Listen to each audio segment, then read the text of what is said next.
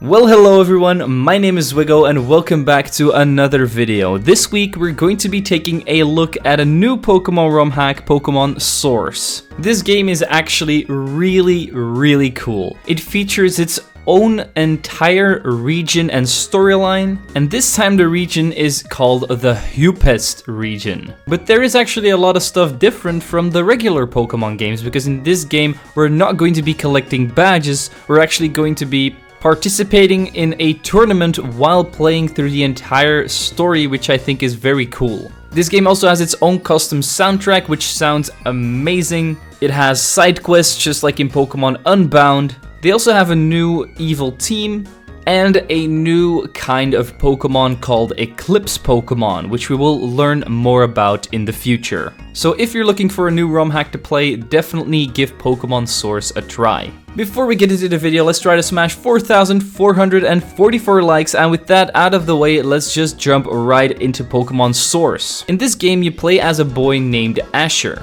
And at the beginning, he explains about his family. And his family is definitely not normal because his mother and his father are part of the evil team of this region, called Sierra.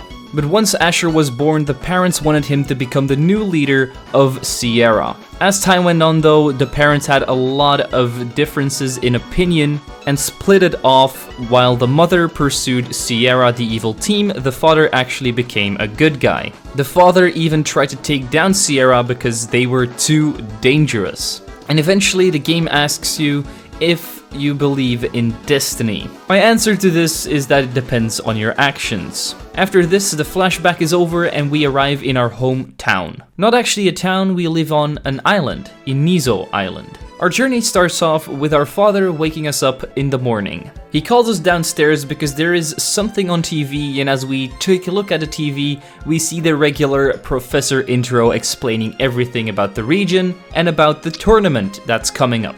The professor was called Ivo, and she wants us to join this tournament because she believes that we have the potential to become a great Pokemon trainer. Professor Ivo then calls us, invites us to the tournament, and we accept, which means that the next morning we're going to leave this island and go to our first town. After going to sleep, we see a package standing in our room. After opening it, we get a phone out of it. Pretty nice birthday present if it was our birthday. We then go to the docks to meet up with my dad's friend who has a boat. His name is Harry. After a bit of small talk, he brings us to Lancio town. After arriving in the town, we immediately head to Professor Ivo's lab, where she's going to hand us our starter Pokemon, a Riolu with a special scarf because she found this Riolu in the wild and it had this scarf on him. We then have a flashback to where we were a kid, and apparently we gave this scarf to this Riolu once in our lifetime. How cool is that? Just reuniting with our old buddy. We then continue our journey, reach the next city where we have our first encounter with this region's evil team. It's actually our mother and our father having some kind of conflict in the middle of the city. Apparently she has finished Project Eclipse, which right now we don't know what that is yet. She greets us, but our dad quickly brushes her off because apparently she's crazy and very dangerous. She then brings out two Pidgeys, but these Pidgeys look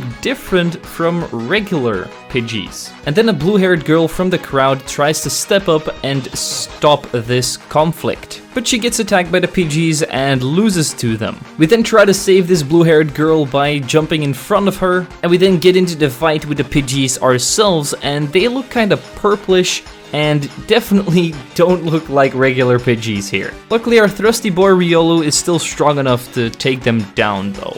After winning, the evil team runs off because, their plan clearly didn't work here. Blue-haired lady runs off as well after thanking us, and we then have a little bit of a conversation with our dad, and he talks about how this team wants to use Pokemon as weapons by turning them into Eclipse Pokemon. We then meet up again in the metro station. He tells us that we're going to Amor City where we can register for the upcoming tournament, but just as we're about to leave for the metro, the girl with the blue hair walks down. She tells us that she also wants to register for the tournament because she doesn't want to be weak by losing to Pidgeys anymore. And her name is apparently Velora. And just as we're about to head off to the tournament, something weird happens. Our father goes first and investigates and tells us to stay here in the metro, but of course we're not gonna do that, we're gonna go after him, and we end up in the sewers under the city where it's infested with Team Sierra grunts. They abducted my father down here, and after beating up all the grunts, we managed to save him. After explaining everything to my dad, he heads back up, but before we go up, we want to investigate just a little bit further, and as we go down into the sewers, we find a random purple guy.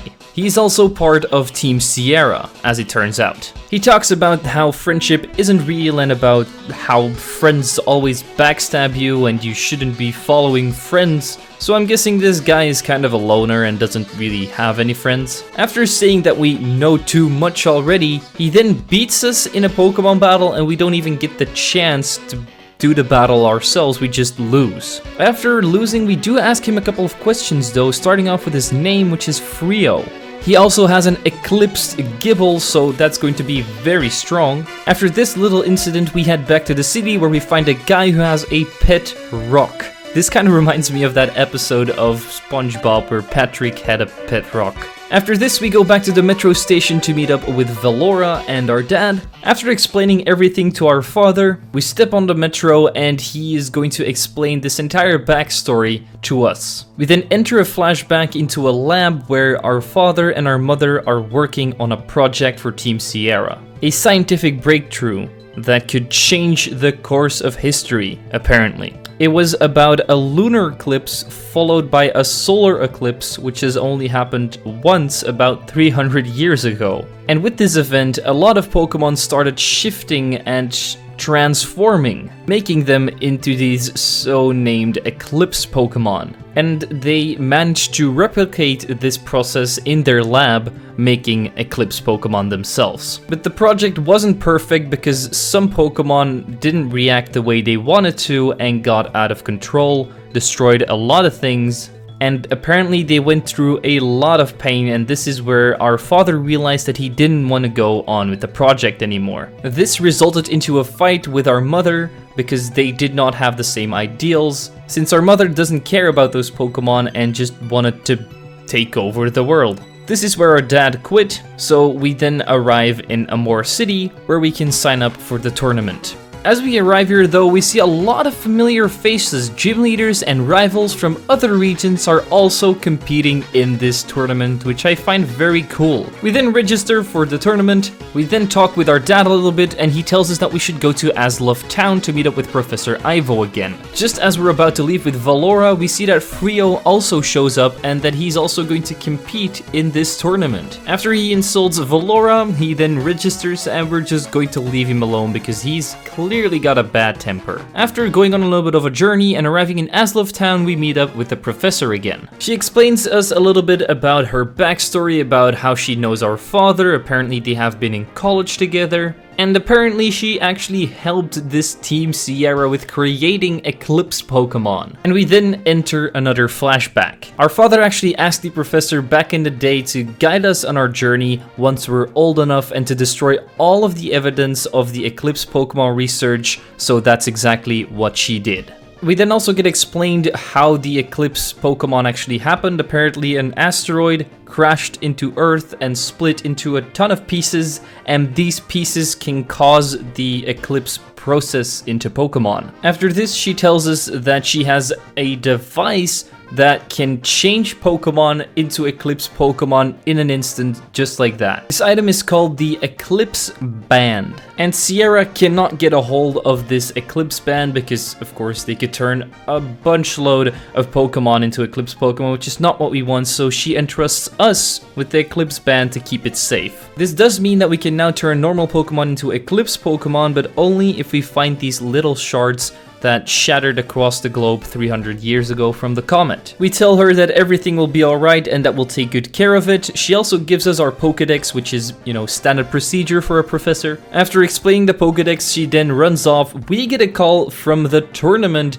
and it's time for our first round. As we're headed to the tournament, we actually run into Lucas from the Sinnoh region. So we just beat him up in a Pokemon battle, because that's just what you do. I'm not going to go over many Pokemon battles in this game, because otherwise this video would be way too long, because I'll be explaining the entire story already. So once we beat Lucas, we can finally travel back to the tournament area where we have our first few battles. After getting through to the final, we have to meet Byron here. But since he specializes in rock types and we have a way too high leveled Riolu, we can easily win this fight and win our first round of the tournament. After the first round, we also meet up with Valora. She apparently also won the first round in her bracket, so we're both going through to the second round. Frio then also comes running by, and he also won his tournament, obviously, because of plot purposes. Frio then gets cocky and challenges to a race to get to a mountain where there are apparently Eclipse crystals, and the first one who gets there gets to keep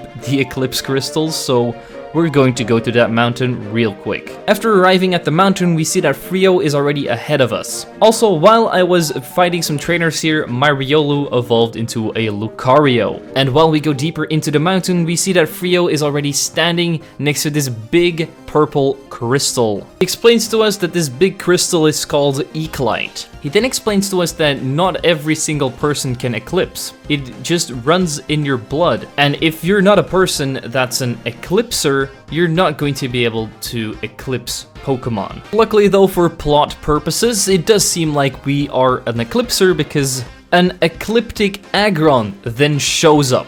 And after my Eclipse Band starts glowing up, the Aggron calms down and wanders off because we're clearly an Eclipser. Frio is actually very impressed by this, and he says that we're a very interesting character now. He underestimated us and then walks off. After this, I decide to touch the crystal, think about my actions, and I faint because apparently eclipsing takes a lot of toll on your health. As it turns out, Valora came to save us, and we're now in our house again. We explain everything that happened with Frio and the Aggron. Our dad then goes to the professor with all of this information, and we go there as well after a long night of sleep.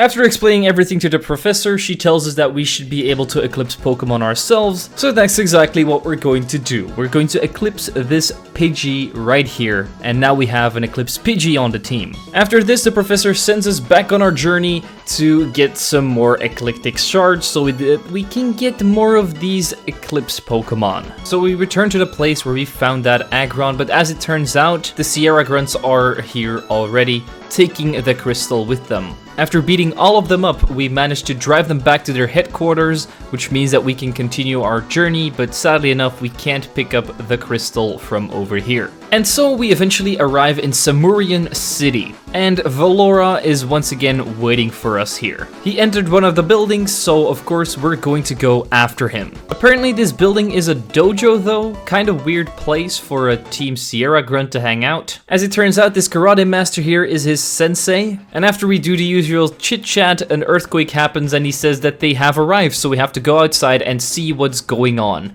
Apparently some other Team Sierra Grunts are blowing up an entrance into the mountain, so we have to go and follow them in order to stop them again. As it turns out, this mountain is full of these shards and they're trying to take all of them, starting with the biggest one in the entire mountain. So after beating up all of the grunts here, we of course reach the end of the cave, where we see a bunch of people standing around a big ecliptic crystal. Apparently this crystal is way more valuable than all of the other ones because it's just way stronger because it's bigger.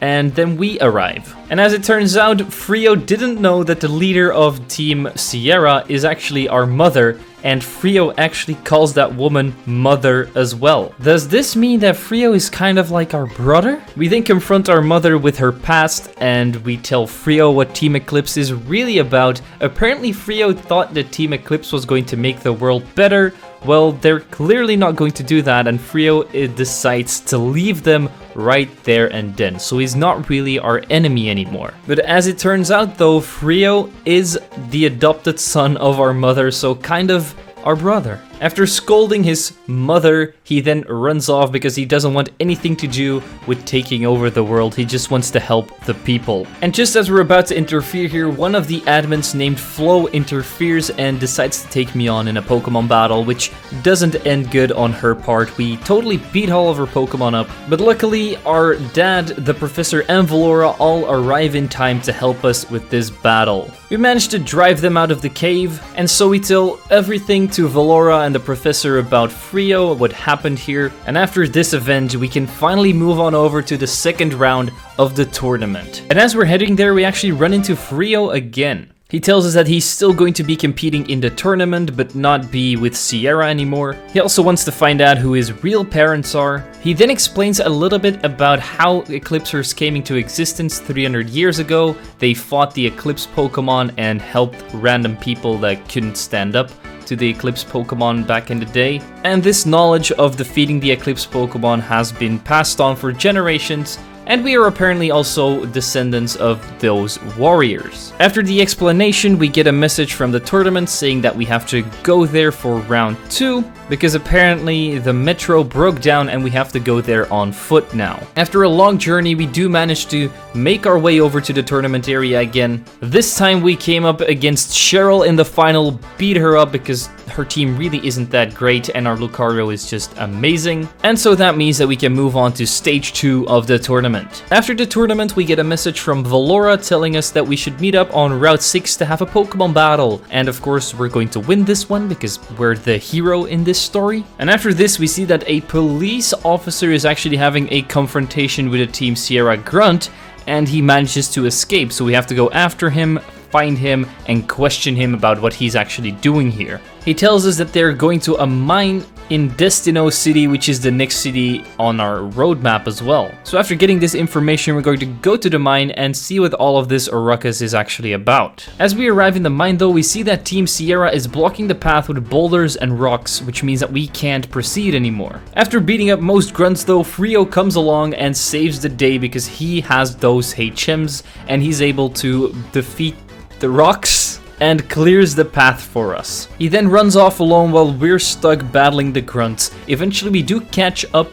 to him at the end of the mine. And as it turns out, Team Sierra is here to dig up some fossils because they have perfected the resurrection process of fossil Pokemon, so that's what they're trying to do. They're trying to resurrect all of the fossil Pokemon that they can find in this mine. And their plan is to actually eclipse these ancient Pokemon in order to have an army of eclipsed fossil Pokemon, which is something that we can't let them do. Frio actually then takes out all of the grunts on his own because apparently he's that powerful. But as it turns out, they got their fossils anyway, and they throw out an eclipsed Tyranitar before they leave to stop us. Luckily though, with our eclipse powers, we managed to turn the Tyranitar back into its original form, and it's no longer going to be attacking us right now. Frio then also saves Valora from this falling boulder. After this big event, we go back to the tournament because it's time for round 3. As the last trainer here, we faced a Aron with his bug-type Pokemon from the Elite Four in Pokemon Diamond, Pearl, and Platinum, but we managed to defeat him rather quickly because his team is not that high leveled in this game. After winning this round, we managed to get ourselves a eclipsed Pidgeot, and we continued our journey by meeting up with Cynthia. Apparently she's here because she got invited to watch the tournament that I'm participating in, and she explains that we have one of the biggest potentials she has ever seen in a Pokemon trainer. I mean, of course, we're the hero of this game, we're the protagonist, who else is it gonna be? But nothing much else gets said here. After she gives me the odd keystone, I head further into town and meet up with the professor again. She brings us to some ruins with some very weird wall writings on them. This is apparently the most historical and oldest monument in this region, and not a lot of people know what this is all about. But the professor seems to have an explanation for the wall writings. Apparently it has to do with the meteorite that crashed here 300 years ago, which wasn't 300 years ago, apparently it was way longer than that. And there was apparently once a big monster which was connected to the meteorite and laid waste to the land. And this is probably what the evil team is actually after. After this event, we do have to go back to the tournament for round 4 though. This time we faced Silver at the end of the tournament, still beat him up with our Lucario. And so after winning the 4th round, again we meet up with our father. And he takes us back to the professor's lab. As it turns out, Valora is here already, and she also advanced through the tournament. The professor called us here because she found 3 readings of very, very high ecliptic activity, which could mean that there are big crystals in those locations. So we are going to try and get to those 3 locations before Sierra does, so that we can pick up those crystals and not them. And so on our way to one of those crystal shards, we met up with Dawn, who has some trouble on top of a bridge.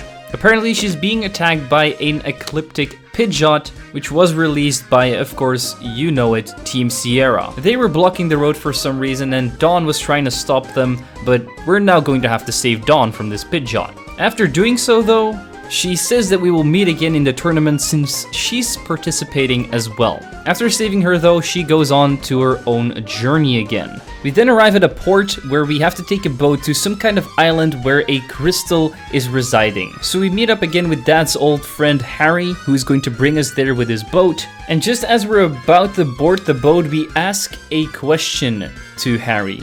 He's apparently wearing a Sierra uniform, and we ask why he's wearing one. As it turns out, Harry has been working for my dad as a double agent at Sierra, so that's where we get all of the information from. So he's not only our boat guy, he's also our information guy. We then board the ship and travel to Solari Island. As we're exploring the island though, we see that there are already some grunts here whose path is blocked by a beam of some sort of crystal. After turning the crystal off, the beam goes away, we beat up the grunts, and we reach the deepest part of the island. Over here, the energy readings on the professor's machine are going insane. And it's not even a crystal, it's some kind of gem that's been placed there. But just as we're about to investigate it, the Team Sierra grunts come along with their bosses. Apparently they followed us here, and without us they could have never found this place. As they're about to attack us, we see that Harry comes along as well, and he betrayed us, and he's actually with Sierra, not with us. He's a bad guy. And so he punches our dad in the face and then says that we have to move because he wants to take the crystal. After we refuse, he have a Pokemon battle with him. Even though that we beat him, it doesn't really matter because they managed to get a helicopter here which takes away the crystal, and they then leave with the helicopter. We're trying to track them, but they're blocking the ways of the gems, so we're not going to be able to follow them. Since we don't have a boat to get back to the land, we have to call the police, and they had to come and get us off this island. And while everyone heads back to the lab, we see that someone else is actually on the island as well, and he's trying to take the gem. After he sees that it's gone already though, he seems to be on the phone with someone else who is also trying to get this gem. But we don't really learn a lot more about this character right now, so we go back to the lab where we're all at. Right now we don't really know what to do, we're waiting to find the locations of the other 2 gems. So while the professor and our dad are doing that, in the meantime we're going to be taking on the next round of the tournament. This time we faced Barry in the final, absolutely destroyed him too. So after winning this round of the tournament, we return to the lab and they have managed to pin down the locations of the other gem. And our plan is to actually split up the 2 locations, so 2 of us are going to go to location 2 and the other 2 are going to go to location 3. So me and my dad are going to Route 16 to try and find this next gem, and eventually we stumble upon a new town. These are basically the slums of this region because it's full of thugs and people with really bad intentions, but we have to go and search through anyway. After my dad asks some thug for information about weird anomalies, we find out that there are some very aggressive Pokemon up there, so we have to go and see what it's all about. And our suspicions were right, there is a gym here in some kind of rural area, but of course Team Sierra is here already, but the kid from last time, the mysterious one, is here too. He's trying to ask some questions to Flo, but it doesn't really do anything because the helicopter arrives and they take away the gem. He then calls his boss, but it doesn't seem like he's going to pursue them. So me and my dad walk in and we are going to ask him some questions, of course. But just as we were about to ask who he actually is, he vanishes vanishes into thin air. We now think that he took the gem, which he clearly didn't from the scene that we saw before, and since we didn't see his face, we can't recognize him next time we see him. And just at that moment, we also get called up for the next tournament round 6 this time, so we're going to have to take care of that first. And as it turns out, we face Riley in the end of this tournament. Once again, we managed to beat him up with our Lucario, even though he had one himself. So after the tournament, we meet up again with the professor, our dad, and Valora. After telling them about how we won the tournament again, we find out that the last gem is actually underwater. And as we're talking about the last gem, we see that Frio is actually standing there and eavesdropping on us. And he seems to know which location we're talking about. After this, we do some investigating around, and I found a glitch in the game. I managed to glitch myself into this house, which isn't supposed to happen, so if you're one of the creators and you're watching, this kinda needs to be fixed. Besides this, amazing game though. Eventually we meet up with Frio again. He walks out of this house and we decide to tell him everything we know about the underwater location and the gems and all of that stuff, since he might know more about it than we do. And at the moment that we ask him the question about where the gem might actually be, we get called up by the battle center, which means that we're going to have to advance to round 7 in the tournament. So Frio makes a deal with us. If we're able to get through this round as well, he's going to tell us the location of the last gem. This time we faced Hugh from Pokemon Black and White 2, which, funny enough, I've still never played before. And after the tournament, we meet up with Frio, who's going to give us some tips about the gem.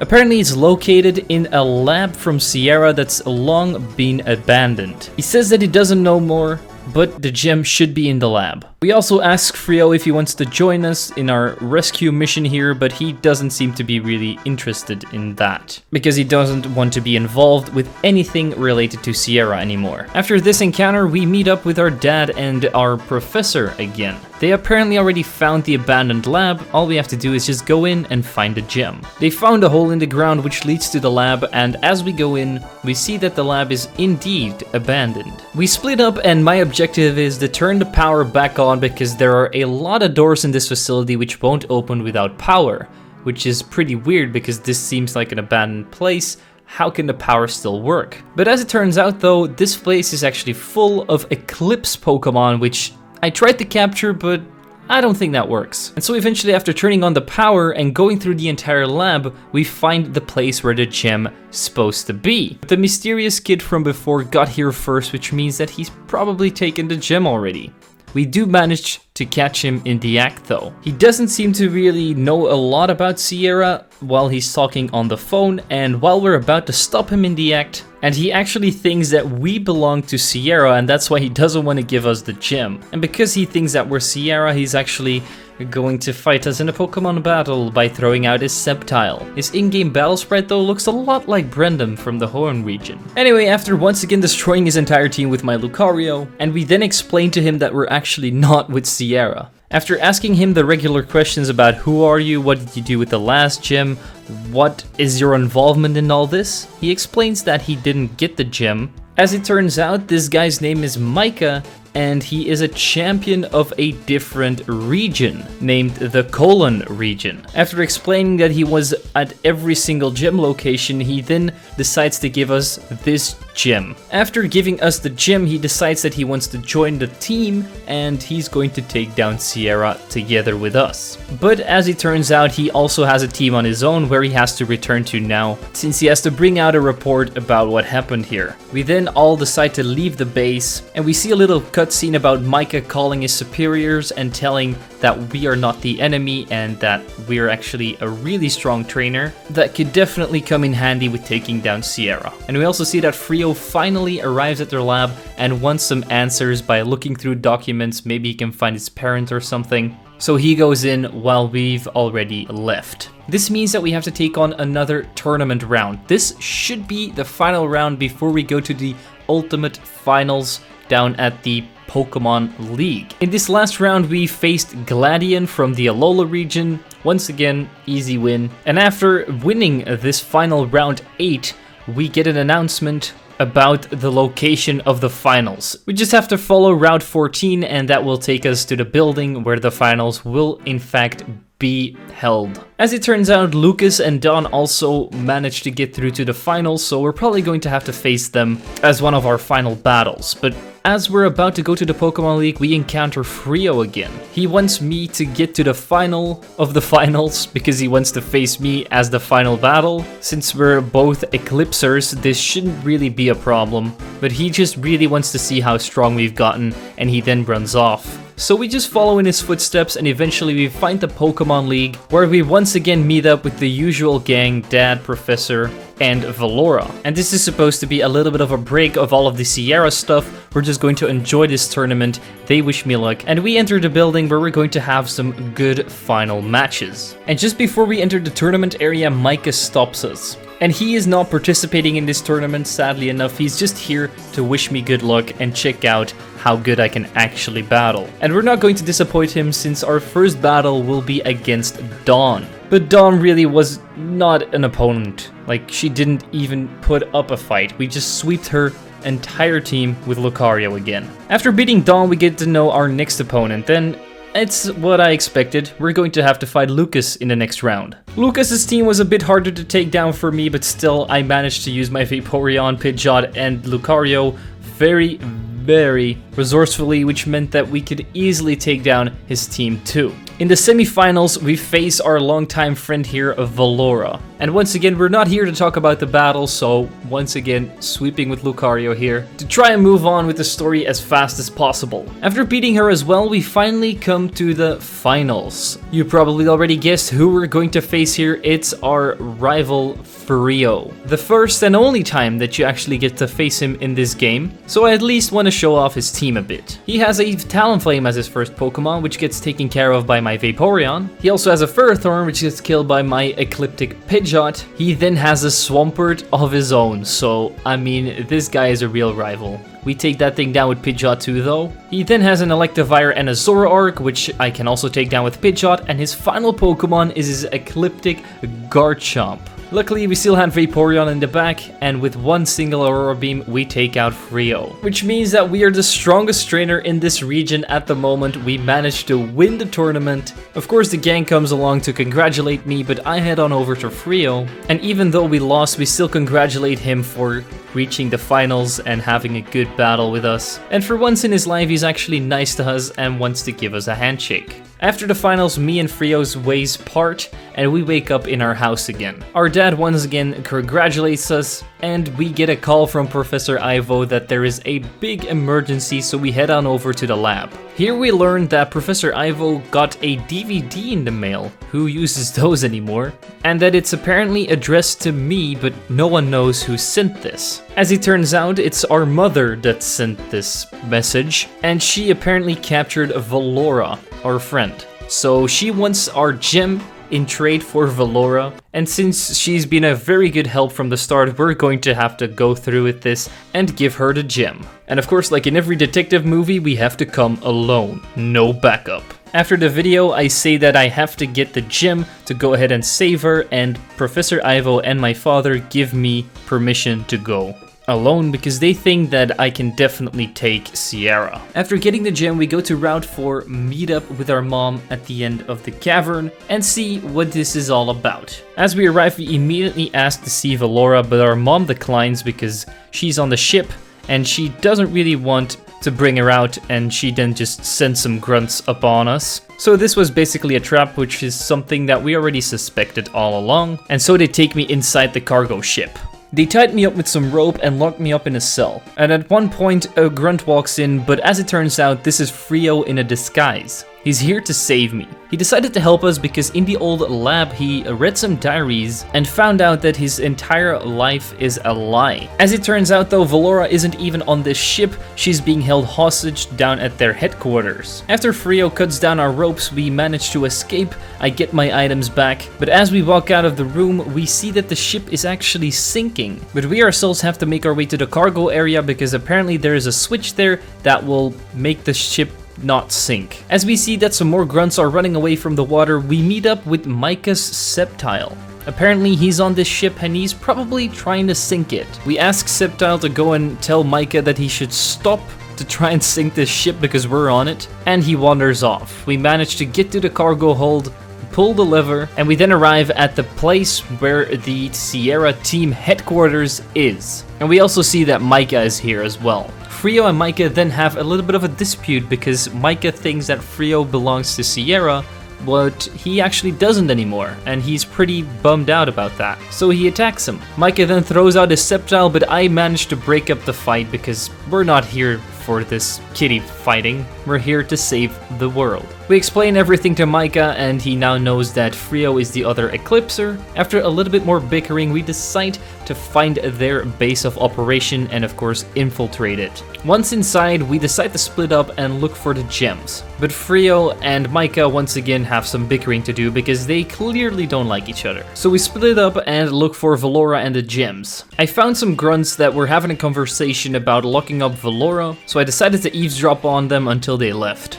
But they decided to steal her Pokemon and take them with them. So I steal those Pokemon back and go to Valora to set her free. At first we decide to calm her down because she's having some kind of panic attack, but after this, one of the admins shows up. It's Flo, and she's calling for backup because she doesn't want us to escape. This doesn't really matter though, because we still managed to beat her up in a Pokemon battle, which gives us more than enough time to escape. So what we have to do now is look for Micah and Frio, because we all need to get out of here together. At the end of the headquarters, we find all of the admins, Frio, our mom, Micah, everyone's here, everyone's at the party. The evil team is busy with making some kind of Pokeball from the energy of the gems. After doing this, Harry decides to take us on so that our mom and Flo can escape.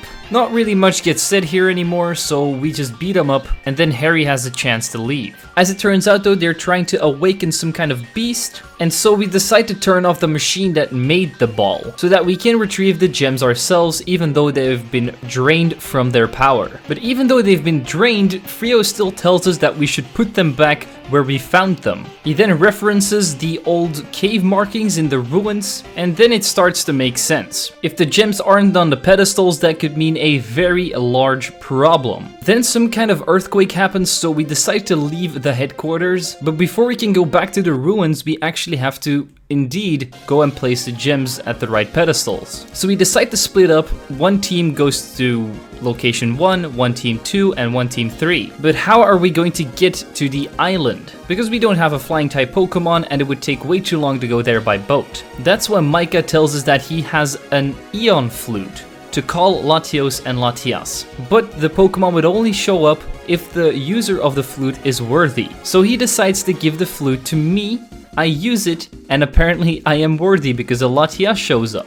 After proving my worth to the Latias by beating it up, I'm able to ride it into the sky, and I travel to the island while the others go and deliver their gems. After putting it back on the pedestal, we hear a voice in the distance telling us that we should look for a box. After picking up said box, we go back to the ruins and meet up with the usual gang. Everyone here was really concerned about me because I got kidnapped and Valora told them everything, but everything is fine now, and as it turns out, they managed to break their way through this ruin thing, which was the earthquake we heard earlier, and they're trying to reach the peak of this mountain where they're going to try and summon the beast, which we still don't really know a lot about. So we do the only thing that we can do, we travel to the top ourselves. As we arrive there, we see that a Tyranitar is shoving a very big ecliptic crystal trying to break it, and we try to interfere by stopping them. And after trying to convince them that they're doing a very bad thing here, they still decide to gang up on us, and the two admins, Flo and Harry, actually do a double battle against me because they think that if they combine their powers, they're going to be able to beat me. This, like always, doesn't really work out because we destroy them with our Pidgeot and our Lucario. So after the battle, there is only one more person that we can actually confront, and that's our mother. He orders both of the admins to break the meteorite. She then talks about how she can control this Pokemon that is in the meteorite because she has the ecliptic powers and stuff, and tried to pass them on to me and Frio, and she challenges us to a Pokemon battle to try and stop her. She has a full team of Eclipse Pokemon, starting with an Unpheasant, which my Vaporeon takes care of. The next Pokemon is in Howdoom, my Vaporeon also takes care of that.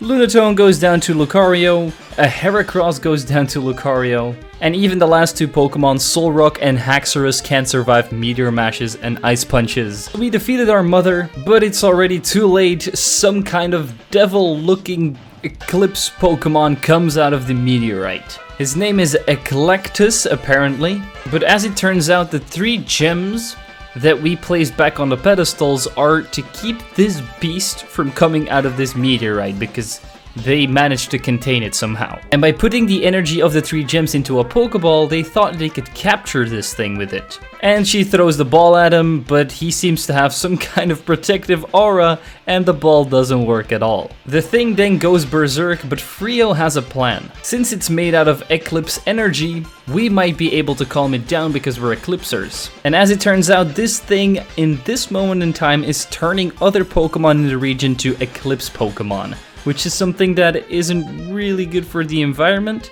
because they're gonna get real aggressive. So Micah flies off to try and go and take care of those incidents. We then want to help Frio, but he pushes me aside because he wants to do this alone. He has a plan.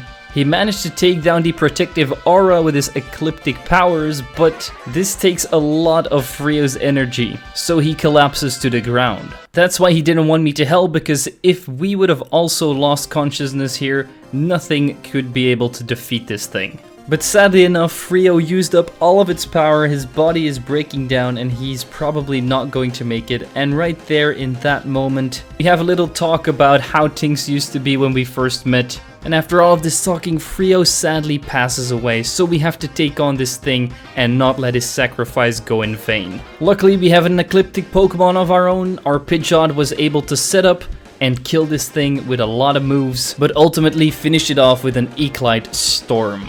After defeating the beast, the readings of Eclite are apparently gone, but no one's really happy about it because Frio sacrificed himself. After his body vanishes into thin air, we go and confront our mother for one last time, tell her what's really wrong, and try to make her see what she's done wrong. That eclipsing shouldn't be in this world, and that it's actually a curse because not really anybody benefits from it. After explaining all of this to her, she decided to disband her team and be an actual good mother. In the upcoming 3 days, there was a funeral for Frio, but the most important thing is that peace finally returned to the Upest region. And as the end credits roll, we see one final shot of Frio standing at the top of the mountain, saying that hopefully he made his parents proud by fulfilling his destiny as an Eclipser, and that they will soon be reunited. And that was the entire story of Pokemon Source. I hope you guys really enjoyed this video. It definitely wasn't some kind of challenge or anything, it was just me showing off the story of this amazing Romak, and I absolutely loved it. And there is still a little bit of post-game content to this game, I'm pretty sure, so if you want to try out Pokemon Source, definitely do so. Let me know in the comments down below what you think of the game, because I think this story is definitely amazing, and it reminded me a little bit of Pokemon Unbound. I don't know why, they're totally different, but